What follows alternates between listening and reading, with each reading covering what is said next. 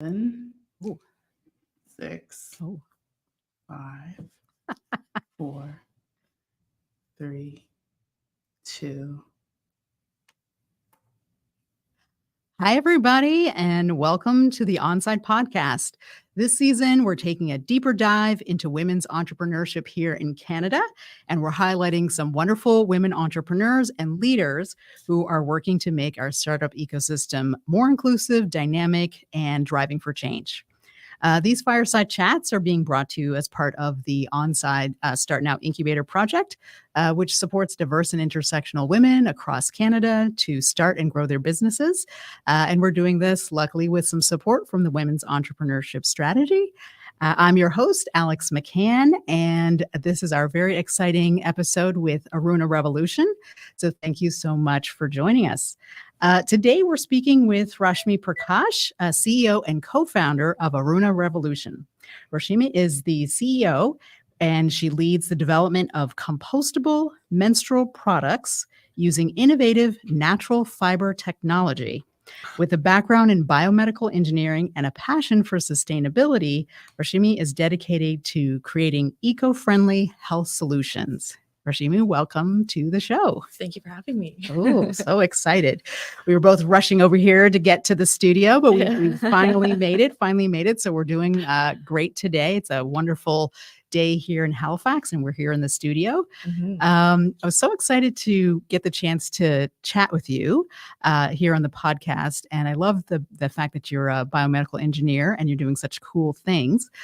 Before we dive into what you were doing at Aruna, maybe you could share a little bit with our guest, a little bit about you, about your background, and we'll tee that up for getting ready to dive into Aruna. But tell us a little bit about you. Sure, absolutely. So I'll start with a bit about me. So I was actually born in India. I was born in India. I lived there for quite a few years, and then I moved out to South Wales in the UK. Ooh. Yeah, so I think I moved at the age of around 6. Okay. And so a majority of my family still lives in India, and I consider myself Indian. And so, yeah, a big portion of who I am is from India. And then I moved to South Wales and lived there from the age of about 6 to about 14. Mm-hmm. And so a huge portion of my development and I guess who I am as a person today happened growing up in South Wales, including learning the Welsh language, just a fun fact. Oh, cool. Okay, can you keep going? But I want to hear you say like something in Welsh. Sure. Yeah, and then at the age of 14, we moved out to Canada, to Ontario specifically. Mm-hmm. And I went to high school in Brampton, Ontario, which is actually where I met my now co-founder, Gerline. She was one of the first friends that I made when I moved out to Canada. And so, yeah, we go back many, many years. Mm-hmm. And then I lived there until I finished high school. And then after high school, I moved out to BC. And BC was very intentional because I really, really wanted to be a biomedical engineer. Mm-hmm. It was like something that I had wanted to be for such a long time. It kind of actually evolved over time because initially I wanted to be a genetic engineer. Oh. And genetic engineer, it's really cool, but there weren't really any degrees around that. And the closest that I could find was biomedical. And so I just wanted to do something around biology and health and engineering. And engineering was always something that I wanted to do as like sort of the core of what I wanted to be when I was older. And a lot of that came from growing up having a dad as an engineer. Okay, the inspiration. Okay. Exactly. So I was always fixing things, breaking things first and then fixing them. And then he was always teaching me how to do all these sorts of things. So I learned how to build up a basement from scratch. I learned how to like lay out garden patio. I learned how to do all of these really strange things. And it was something that I really enjoyed doing, sort of like the problem solving, the figuring out, and then like bringing it to life. Mm-hmm. And so, yeah, I went into engineering and I did biomedical engineering. I did, for my undergrad, I actually did electrical biomedical engineering. So a majority of my degree was actually electrical engineering with a sprinkle of biomedical engineering. But that was enough for me to be able to get into the field. And so I went into, my first job was as a engineer for a not-for-profit where we were developing assistive technologies for people with disabilities. From there, I went into a for-profit where I developed engineering technology, so like medical devices from concept to market. Then I moved into clinical engineering. So working as an engineer on the hospital side of things, and that was really interesting. And then I worked at a startup developing surgical robots, and Oh, now wow. I'm here. Okay. Okay. Wow. That was a lot to unpack. We've got the like coming from India, moving to Wales, moving Mhm. to Canada, Ontario, BC. Now you're here in Halifax, pursuing a very interesting path in biomedical engineering. I didn't realize that you had the electrical component as Mhm. well. And so doing all of those things. And then, wow, you did not for profit, startup, all of those wonderful things. And you said your dad was an engineer and trying to kind of help you learn all these different things or teaching you things that you probably thought were, well, why is he trying to teach me this? But Yeah, it got your mind going. Well, so you have this like really interesting background, trying lots of different things, going different places, which I always feel like travel and starting over new places really does kind of open your mind up to try new things. Mhm. How did you get inspired to create Aruna? And maybe for our listeners who are just coming in and maybe didn't check the website ahead of time, why don't you tell them, we'll go deep, but like give a little snapshot of what Aruna is and maybe like who inspired you to create this company? Sure. So with Aruna, what we're doing is we're developing compostable menstrual products that are better for the body and the planet. So in terms of the conception of Aruna, I would say it actually goes back to my very, very first position. I think there's a lot of different things that add up to me working on Aruna the way that I am right now, in the sense that, so one of my very first things that I did in my entire life, like my very first employment position was actually as a camp counselor for a special needs camp. Mm. And so in this, I got to see sort of a full range of abilities that people had, a full range of, abilities where, they were unable to do certain things, but they wanted to do certain things. And it made me really realize that the world is not designed for everyone. Mm. And it's designed for a very, very specific, narrow range of people. And that was sort of my first time that I became aware that Mm. the world isn't designed for everyone. Mhm. But I didn't realize how bad it was until I got to university and until I started working at these different positions. And so with everything that I found out, I was like, wait, they haven't tested it on like brown people. They haven't tested it on women. They haven't tested it on this. Like, who is this actually designed for? Mm. So that was something that I became aware of. And I realized that we needed more people from all of these different backgrounds creating these devices, because otherwise they're never going to be considered in them. Mhm. So that was one thing that was always on my mind. But then I think beyond that, there are lots of different reasons that really push me to work on Aruna the way it is right now. And so one of them is when I was working as a clinical engineer during the pandemic, specifically during the pandemic, which I think is really important because, we kind of got to see the chaos that happened during the Mhm. pandemic, but also it was very exaggerated. And what we got to see was a massive amount of medical waste, Mm. like not just from the general procedures, but also beyond that from the pandemic, like the masks, all of the additional sanitization procedures, all of the wipes. It was crazy because like every single day we were getting like new information and new instructions. They were like, one day they were like, use masks. Another day they were like, don't use masks. And then one day they were like, use these wipes, actually use these wipes. And so they were just having to order a whole bunch of different things. And so it really accumulated, and you could see that in the form of waste as well. Yeah, yeah. I remember all of the mask just on the streets or just kind of everywhere, Yeah. or like the different half empty bottles of hand sanitizer that were Exactly. everywhere. Yeah. But you know what? Those still exist Mm. today on the planet. Mhm. Just because we can't see them anymore doesn't mean that they don't exist. They exist in the landfills. Mhm. And that's the problem. Mhm. And it's not just the masks. There's so much waste that comes out of hospitals every single day. If you think about the gowns that they have to use and they throw away, the masks, the hair nets, the shoe covers, that's just what the doctor wears too. You're not even thinking about the actual medical devices, because they have these like massive devices that are one-time use, and they have such complex components, and you could easily reuse them, but they don't because of the business model around it. Yeah. And you were talking a lot about kind of some sustainability areas or we're talking about waste and its accumulation, especially very visible, at least I'm sure many people have been following climate discussions and things like that.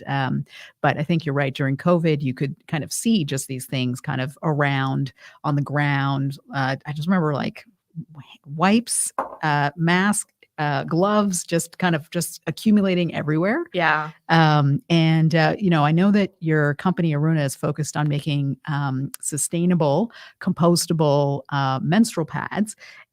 Did you kind of see all of this waste? And from your background as a biomedical engineer, did you see an opportunity there around like doing something to alleviate some of the waste that you were seeing kind of globally, not specifically in this area, but yeah. Absolutely. Yeah, I 100% did. And, I think the reality is at the end of the day, we're not going to get rid of disposable products.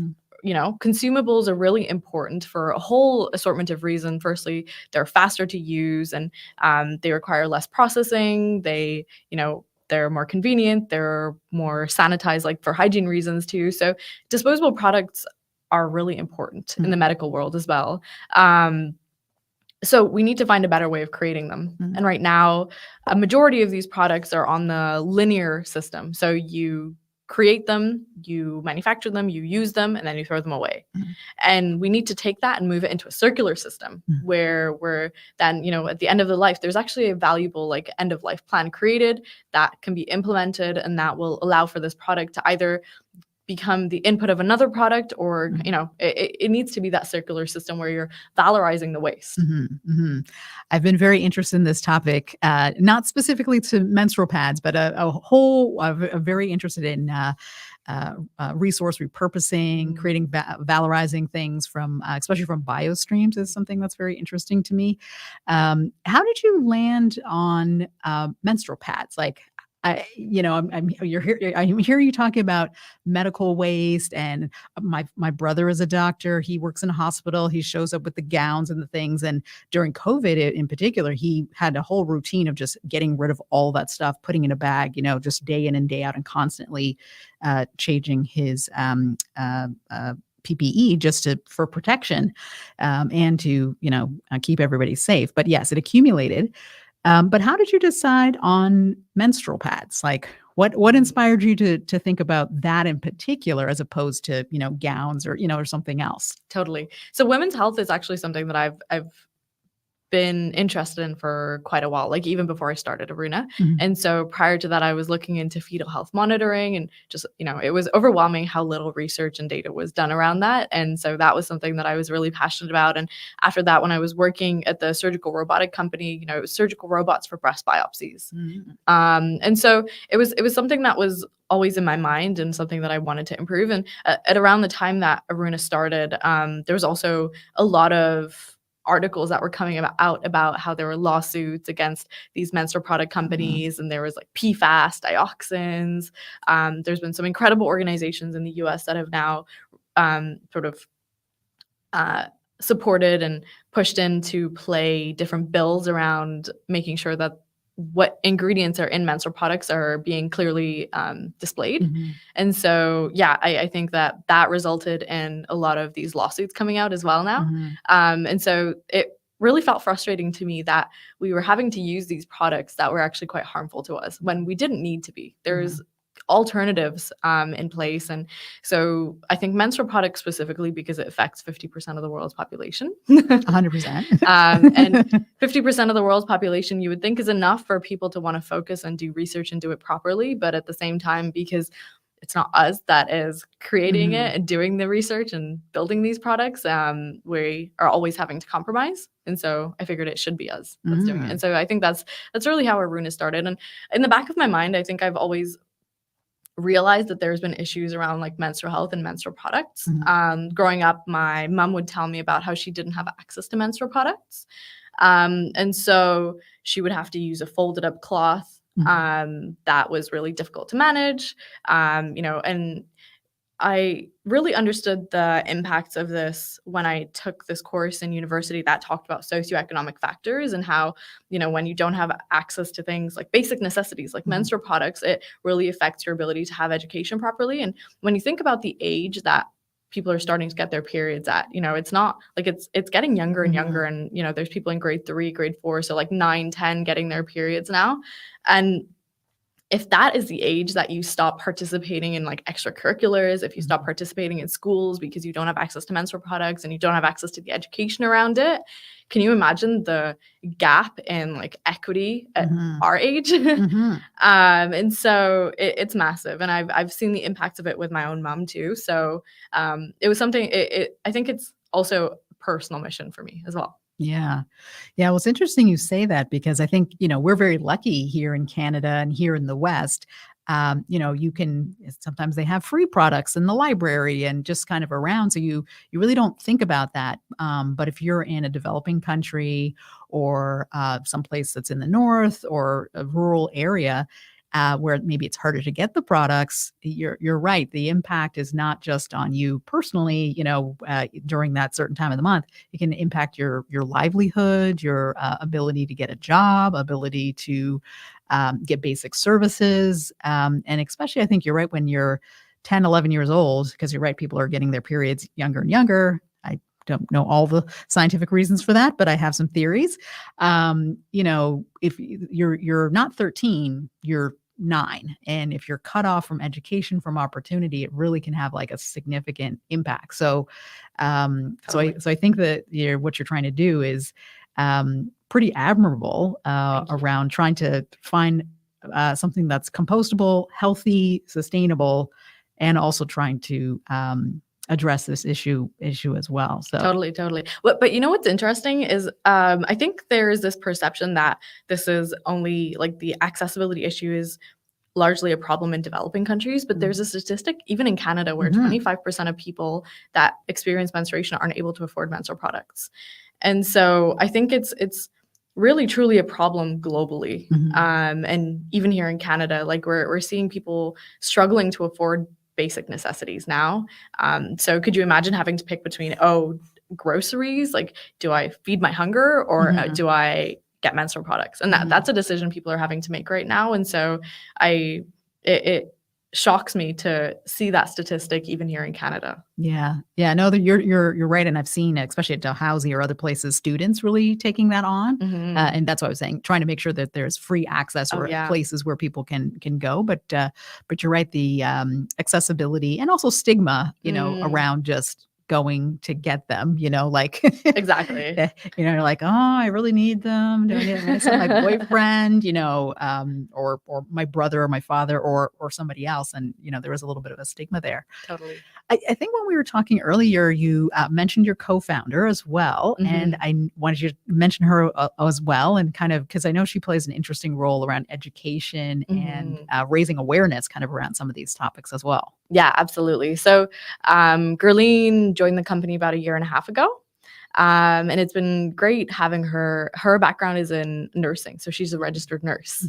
And she's been helpful in really educating people on the importance of this and the clinical outcomes of actually having access to safe and sustainable menstrual products. And she's been supporting with our regulatory, our marketing. It's incredible having that kind of help. Yeah, and the education piece, I think, is another part of something that you're super passionate about as well. So I think that's a really important aspect. This is not a topic that comes up very much. And actually, I think I remember the first time I met you, we had not the first time, but we had you on a panel. And you put me in my place. Did I? Yes, you did, which was fantastic because I was like, okay, everybody, just trying to make everybody feel comfortable. We're going to be talking about menstrual products and menstruation. And you were like, no, we're taking this out of the closet. We're here to set the record straight. We're here to demystify, and so I think that this, menstruation and menopause, like totally, these are the things that are coming out, and people are very excited and feel empowered to talk about that. I mean, my mother definitely did not talk about these things. This is not polite conversation. Oh yeah. You talking about that actually just reminded me of my very first interaction with period products. And you know what it was? Me and my brother, when we were younger, this was before I'd got my period, so I didn't know what period products were either. And so we had discovered my mom's period products, like her tampons and her pads. And, when you're that age, you're like really creative with whatever you got to like play with them as toys. And so I had taken my mom's pad and put it on my door. Oh. So he put it on my door, and it was a fingerprint scanner to get into my door. And we had taken her tampons and like hidden it around. And I was like, okay, Kiki, go find them. It's kind of like an Easter egg hunt, but with tampons. I just had a flashback of that. I'd completely forgotten that, but that was my very first interaction with them. And then I didn't know what they were. My dad came into my room and he saw like the pad on the door. He was like, what is going on?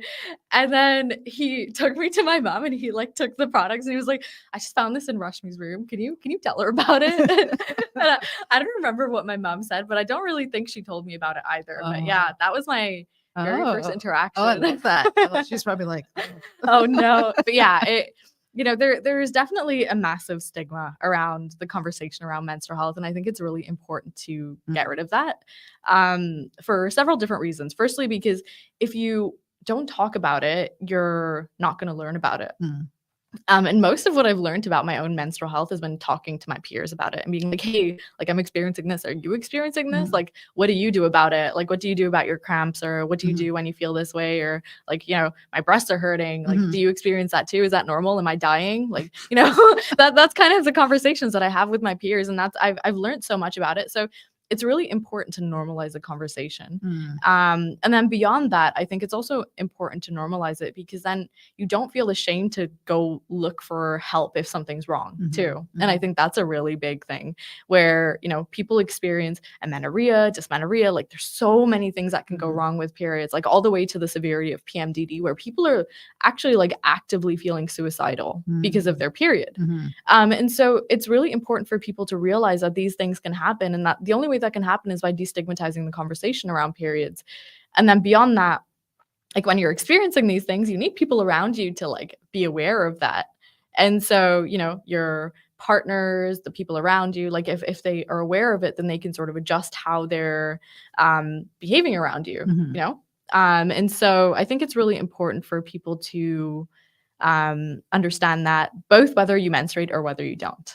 And that's what we're doing. We're destigmatizing the conversation and we're actually starting our own podcast. Yeah, I know. I'm excited. We'll be supporting you. Thank you. That sounds super exciting. I can't wait for it to come in. I'm definitely listen.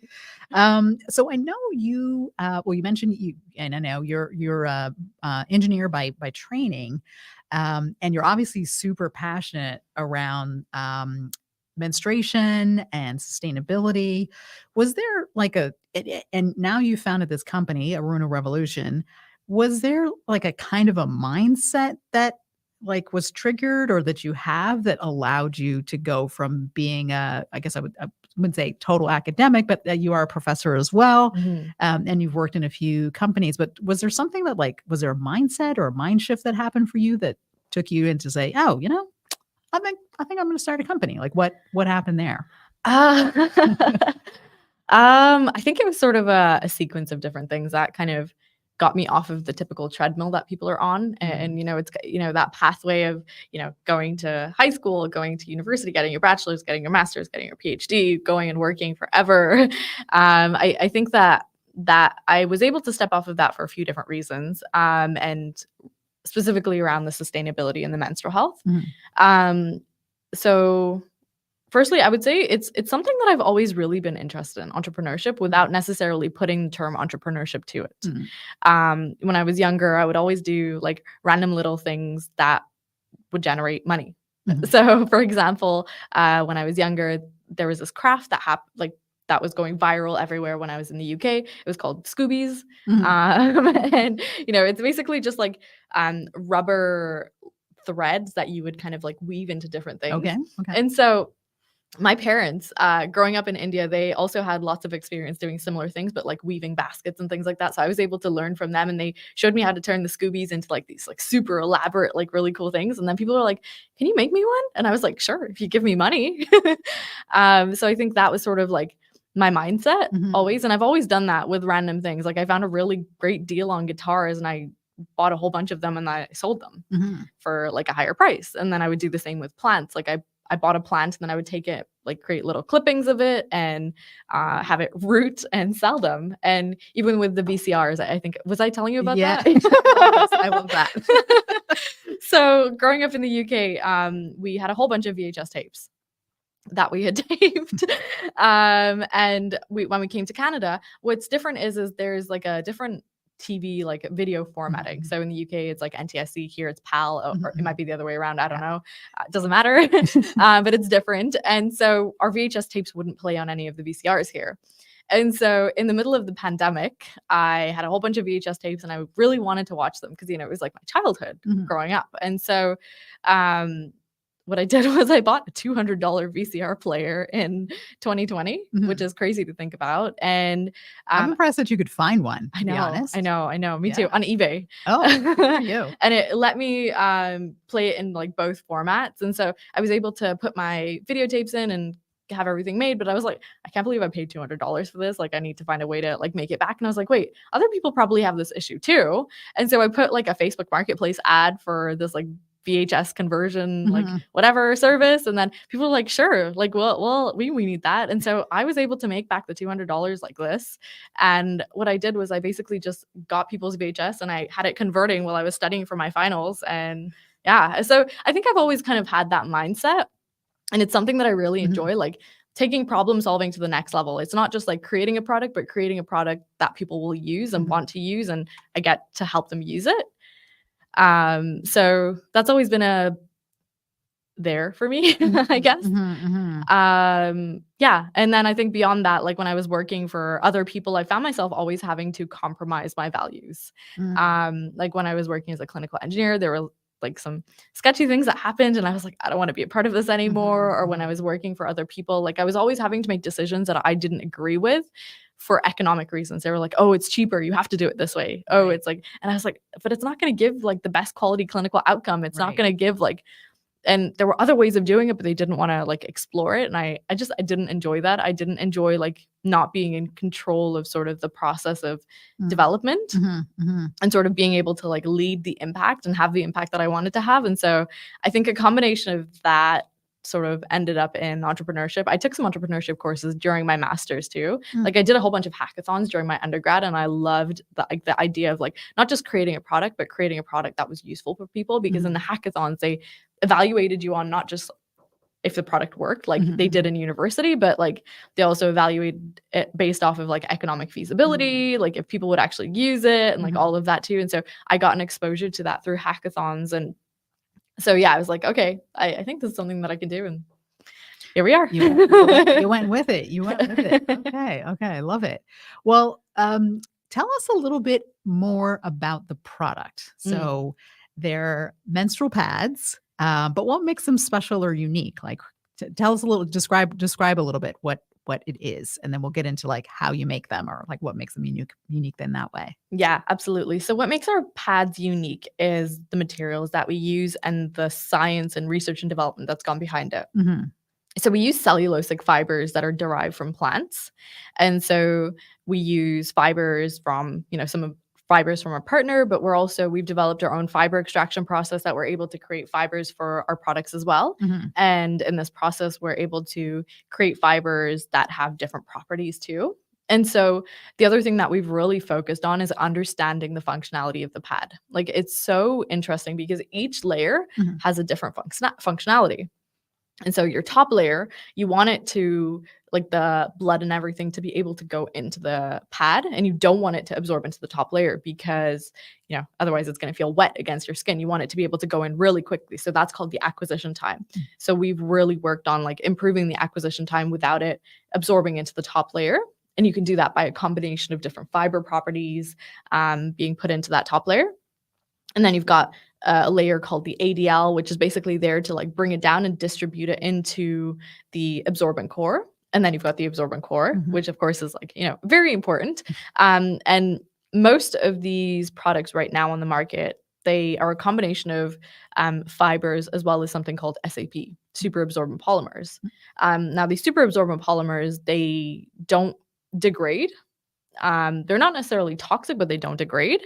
So it's really important to have products that are degradable. And so we've worked on that as well in terms of our fiber science. Like we've looked at fibers that are more absorbent.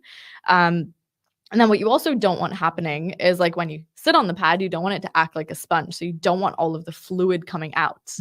And so we've worked on improving, and it's called the re-wet value. Like you don't want it to come out and re-wet the entire pad and like make yourself uncomfortable. So there's a lot of different things about the functionality that is really important. And then the other thing that we've looked into is sort of the thermal regulation.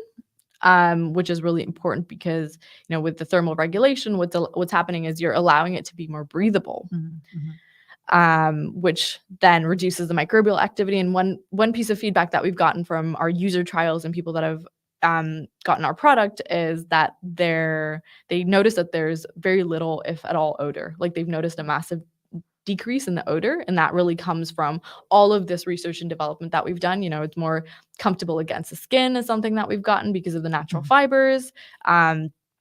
Yeah, and so they're starting to really notice the differences in the pad, and it's exciting to get that feedback.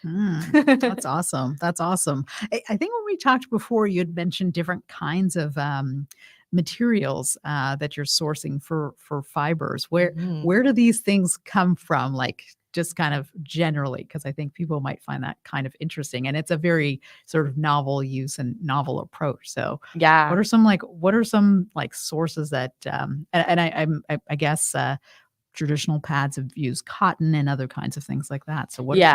Traditional pads use things like cotton. Sometimes we're seeing bamboo now, but what we use is we're able to, specifically around our fiber extraction process, we're able to extract fibers from virtually any type of plant-based material. So think of like peels and pulps after, you know, people have juiced fruits. So we're able to do that all the way to stems and leaves of crops after the grains have been harvested. And so we're actually leaning towards more of like the stems and the leaves as opposed to the pulps and the peels, just because we can get more of it and we're able to purchase it directly from farmers. Okay. And the product is made here in Canada? Yeah. So right now it's actually being made in Europe. With the people that we're working with. Okay. But we're also setting up a fiber extraction manufacturing facility here in Nova Scotia. Ooh, so we're going to be scaling that up, and then we're going to be scaling up the other parts of it too. So yeah, it's going to be made here, and then we're also going to continue working with our European partners from when we do European distribution too, because it's really important for us to try and manufacture these locally to reduce the emissions and like to improve the sustainability of the product, even from like when it's being manufactured. Like we don't want to have to deal with the emissions that are happening because of the transportation. And it also brings in jobs locally for the local economy too, which is always important. So yeah. What's something, this is all, you know, you're moving into manufacturing. What's something that surprised you about manufacturing a physical product like this? Oh, there's so much. I feel like every day I'm learning something new. I think the biggest thing that I was actually surprised by is a lot of the chemicals that are present in menstrual products that shouldn't be there are actually introduced through the manufacturing process, which I think is really interesting. From things like how they clean the equipment, so like the sprays that they use to clean the equipment, all the way to like, you know, some of the chemicals that they use to actually like create some of these products. It's introduced through the manufacturing process as opposed to the actual materials being used. So that was something that I was really surprised by. And then I would say just generally, the other thing that I was really surprised by is how they manufacture menstrual products at the moment. So in most places, like they have like the fibers being created in one country, and then they're turned into nonwovens in another country, and then they're turned into menstrual products in another country, and then they're shipped to another country where, you know, it's like typically like the warehouse or something, and then they get distributed. And so that doesn't make sense to me. That's a lot of moving around, and a lot of logistics and cost and environmental impact just from moving things around. Exactly. Yeah, interesting. Well, I love that you're setting up something here in Nova Scotia, and you know, looking to support jobs and focusing on health. What's one thing that you are most proud about in the work that you've done so far? What is one thing that I'm most proud about? That's a good question.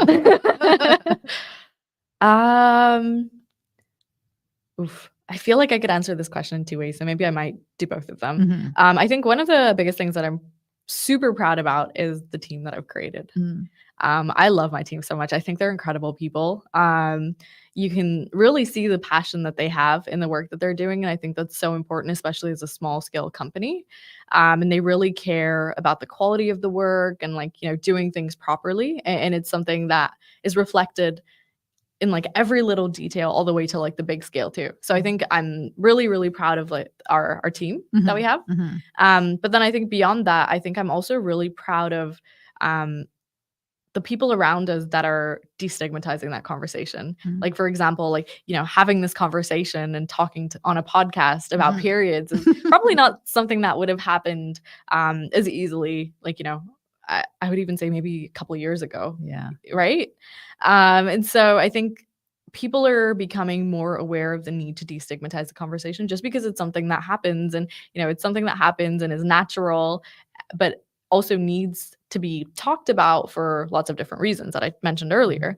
And so I think what we've really been able to do is destigmatize that conversation by going to these different conferences, going to these different events, going to opportunities Mhm. like this, talking on a Mhm. podcast, and getting the message out there about destigmatization. Okay. I love it. I love it.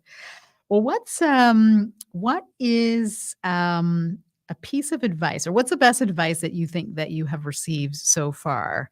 I guess in the journey or the road to creating Ooh. Aruna, or I feel like that's when someone asks me, like, "What's your favorite movie?" And I'm like, "Oh, no." I feel like that would be an easier question. Yeah, yeah. Is there a piece of advice where you're like, "Yeah, that nailed it. That was a good Mm, piece of advice that I got," or hmm. because I know you've been in some programs like Lab to Mhm. Market and all kinds of accelerators and things like that. Is there anything that stands out as a piece of advice that was helpful to you? Ooh, yeah. I would say I think in terms of advice that we've gotten a lot of really great advice from a lot of great people that have had experience and have climbed massive mountains in so Mhm. many different ways. But I think some of the best advice that we've gotten that I still look back on and think about as I do all the work today is probably take everything with a grain of salt. Take every piece of advice with a grain of Mhm. salt.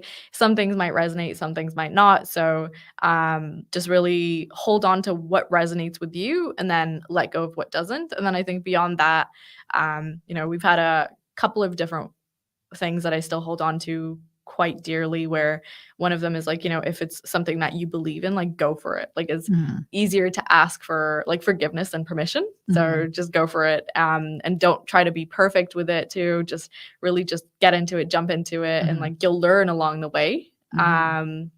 And I feel like the most cliche one is never let the fear hold you back. Ah, Right. yeah, that's a good one. That's a But good one. it's always important to remember that, because every day you're coming up with new challenges, you're having to take on new responsibilities, you're having to do so many new things, and sometimes it can become overwhelming. Mm. And so just reminding yourself all of this, I think is really important. But yeah, I don't know if there's one piece of advice, but I would say advice in general that we've gotten that I really resonated with is that. And actually, I have a favorite quote. Do you want to hear it? Yeah, sure. Love to. I was telling this to someone recently, but basically the quote is a bird sits on a branch, not because it trusts the branch, but because it trusts its own wings.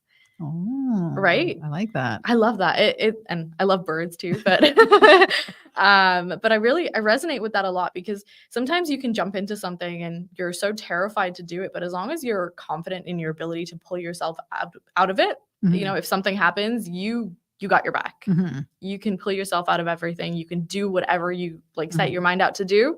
And so you just have to have this um delusional confidence in yourself. Ooh, delusional confidence. I love it. I love it. Which isn't really delusional, but yes. Yeah, Yeah.